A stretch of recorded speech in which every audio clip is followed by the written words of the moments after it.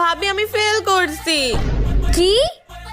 তুমি আবারও ফেল করলে কিভাবে? ভাবি প্লিজ এবারকার মতন বাঁচাও, ভাইয়া আমার রেজাল্ট দেখতে মাইরেই ফেলবে। দাও কলম দাও।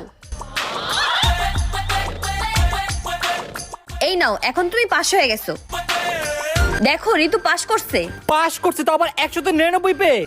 বল বোন তোর কি লাগবে? তুই আজকে যা চাইবি আমি তোকে তাই দিব। হ্যাঁ লাগবে কি লাগবে।